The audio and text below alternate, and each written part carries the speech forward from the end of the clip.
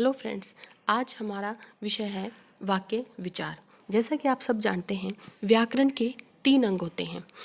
सबसे पहला वर्ण, शब्द और वाक्य।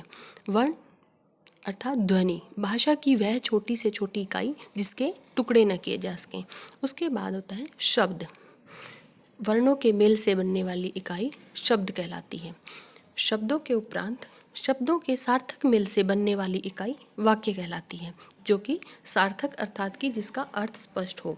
वाक्य में शब्दों का प्रयोग होने पर वे पद कहलाते हैं। तो आइए हम जानते हैं वाक्य। वाक्य क्या है? सार्थक शब्दों का व्यवस्थित समूह जिससे वक्ता के कथन का अर्थ पूर्ण रूप से प्रकट होता है, वाक्य कहलाता है। बच्चों, वाक्य जिसमें कि हम पदों को एक व्यवस्थित क्रम में रखते हैं, वही वाक्य कहलाता है। उसके लिए कुछ अनिवार्य तत्व बताए गए हैं। अनिवार्य तत्व, उनमें सबसे पहले है आपका सार्थकता, योग्यता, आकांक्षा, निकटता, पदक्रम और अन्वय। अब हम देखते हैं सार्थकता, अर्थात वाक्य का कुछ न कुछ अर्थ अवश्य ही होता है। इसमें सार्थक शब्दों का ही प्रयोग होना चाहिए, तभी वह वाक्य अपनी सार्थकता को स्पष्ट करता है। जैसे यदि कहा जाए खाना वाना, हम कह देते हैं कई बार कि तुम खाना वाना खा लो, तो खाना जो है उसका अर्थ है, लेकिन वाना उसका कोई अर्थ नहीं है। अर्थात ऐसे शब्दों का प्रयोग जब वाक्य में होता है तो वो अपनी अर्थ को, सार्थकता को स्पष्ट नहीं करते। सार्थक शब्दों से ही वाक्य की सार्थकता स्पष्ट होती है, निर्भर होती है। उसका दूसरा जो अंग है, तत्व है, वो है योग्यता। योग्यता वाक्य में प्रयुक्त शब्दों में प्रसंग के अनुसार अपेक्षित अर्थ, जो भी अर्थ उसमें बताया गया है, वो अर्थ प्रकट करने की योग्यता उसमें होनी चाहिए। जैसे कि नदी बह रहा है, चाय खाई, वह चाय खा रहा है, वह खाना पी रहा है। तो ये शब्द जो हैं उनमें योग्यता नहीं है कि वे अपने वास्तविक अर्थ को प्रकट कर सकें, क्योंकि नदी बह रहा नहीं, नदी बह रही है। चाय खाई नहीं, पी जाती है, और ऐसे ही खाना भी खाया जाता है, ना कि पिया जाता है। तो इस तरह से उसमें योग्यता होनी चाहिए। आकांक्षा, आकांक्षा का अर्थ है इच्छा। वाक्य अपने आप में पूरा होना चाहिए, उसमें किसी भी ऐसे शब्द की कमी नहीं होनी चाहिए जिसके कारण कि आपके अर्थ की अभिव्यक्ति में अधूरापन लगता हो। जिससे कि आप यदि कहते हैं कि पत्र लिखता है, पत्र लिखता है, आपके जो मन में इच्छा जागेगी कि पत्र कौन लिखता है, वही जो इच्छा है, वो जो आकांक्षा है, वही उसकी वाक्य में क्रिया का जो करता है, उसको जानने की जो इच्छा बनी रहती है, वही उसकी आकांक्षा है। अर्थात पूर्ण वाक्य कैसे होगा? राम पत्र लिखता है, मोहन पत्र लिखता है, तभी आकांक्षा शांत होगी, इच्छा पूर्ण होगी। जो फोर्थ है हमारा निकटता। निकटता, जब कई बार हम वाक्य बोलते हैं तो उसमें बहुत बीच में जो है डिस्टेंस आ जाता है ना, कुछ रुकावट पैदा हो जाती है, तो उससे भी क्या होता है, जो अपना वास्तविक हमारा जो अर्थ है उसको हम स्पष्ट नहीं कर पाते, रुक रुक कर बोले या लिखे गए शब्द वाक्य नहीं बनाते। जैसे कहा, आपने सुना होगा ना, एक वाक्य है रोको, उसके बाद कुछ देर तक आप रुक जाते हैं और फिर बोलते हैं मत जाने दो, या फिर एकदम से बोला हुआ रोको मत जाने दो। इन दोनों का जो अभिप्राय है, अर्थ है, यदि इनकी अभिव्यक्ति वास्तविकता के अनुसार या जो आप कहना चाहते हैं उसके अनुसार नहीं होती, उच्चारण में यदि कमी आती है, तो उसका अर्थ भी भिन्न हो सकता है। ऐसे ही पांचवा आपका है पदक्रम। पद, वाक्य में जो शब्द हैं उनका जब प्रयोग होता है तो वे ही पद कहलाते हैं। वाक्य में पदों का एक निश्चित क्रम होना चाहिए, कि ऐसा नहीं कि हमने कोई भी वाक्य बना दिया, शब्द तो सब वही हैं, पद वही हैं, लेकिन उनका क्रम यदि हम बदल देते हैं तो उनसे भी वाक्य का जो रूप है, व्यवस्थित जो समूह है, उसमें रुकावट उत्पन्न होती है। जैसे सुहावनी है रात होती चांदनी, शब्द तो सभी वही हैं, वही सब पद हैं, लेकिन उनका क्रम बदल गया। इससे हमारा जो अर्थ था वो स्पष्ट नहीं हो पा रहा। उसका अर्थ क्या होगा? चांदनी रात सुहावनी होती है। उसके अंतिम हमारा है अन्वय। अन्वय का अर्थ होता है मेल, एक रूपता जिसमें होती है। अर्थात वाक्य में लिंग, वचन, पुरुष, काल, कारक आदि का क्रिया के साथ जब सही मेल होता है, तभी अन्वय होता है, अर्थात उस सही मेल के कारण ही उसका सही मेल होना चाहिए, तभी हमारा जो वाक्य है उसका सार्थक अर्थ स्पष्ट होगा।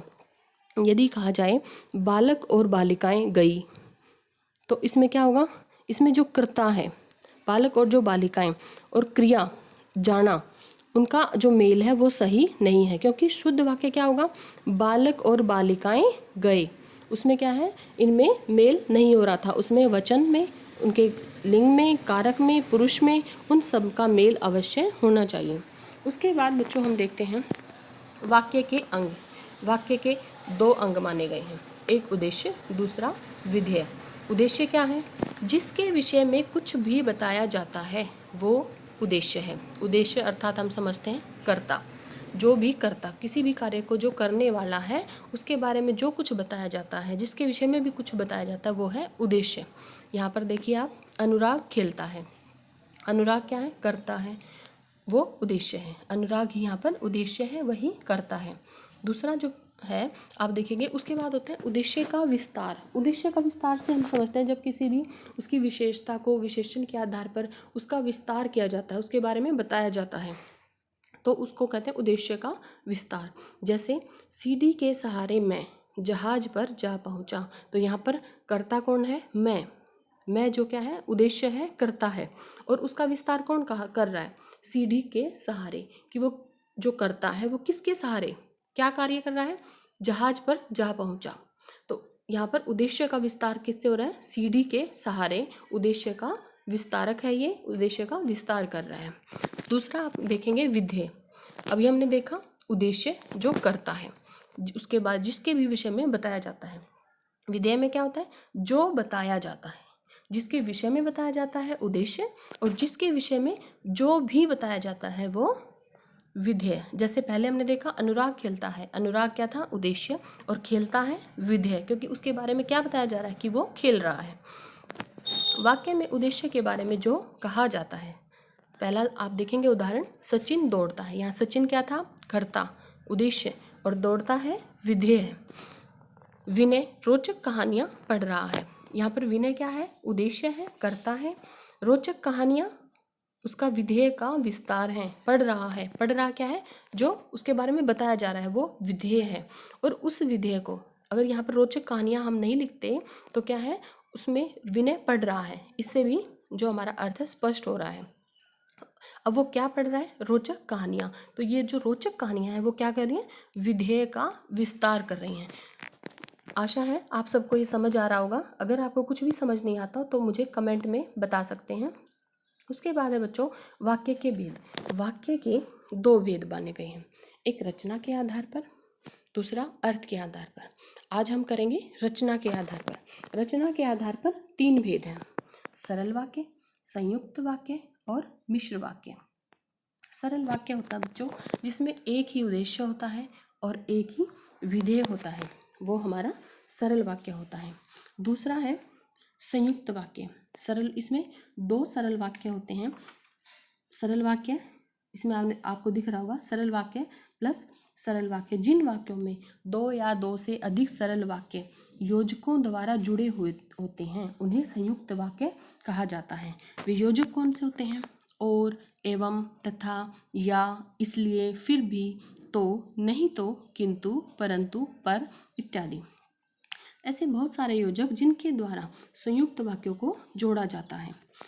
तीसरा है हमारा मिश्र वाक्य, जिन वाक्यों में एक प्रधान मुख्य जो उपवाक्य होता है और अन्य आश्रित होते हैं गौण उपवाक्य, जो कि आपस में किनके द्वारा जुड़े होते हैं, इन योजकों के द्वारा जुड़े होते हैं, कि, जो, क्योंकि, जितना, उतना, जैसा, वैसा, जब, तब, यदि, तो, यद्यपि, तथापि आदि।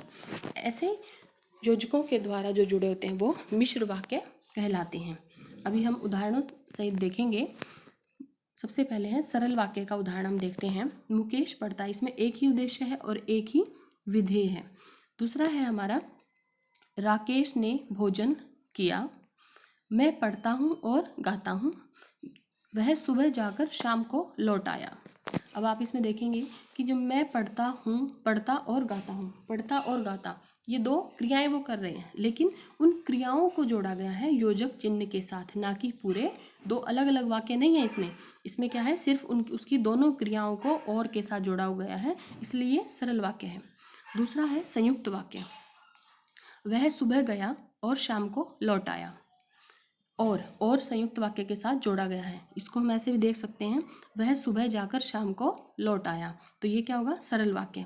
दूसरा है मैं पढ़ता हूँ और कहता हूँ। अभी हमने सरल वाक्य में देखा था, लेकिन इसमें क्या है, मैं पढ़ता हूँ, इसने एक वाक्य सरल वाक्य अलग से इसने बता दिया।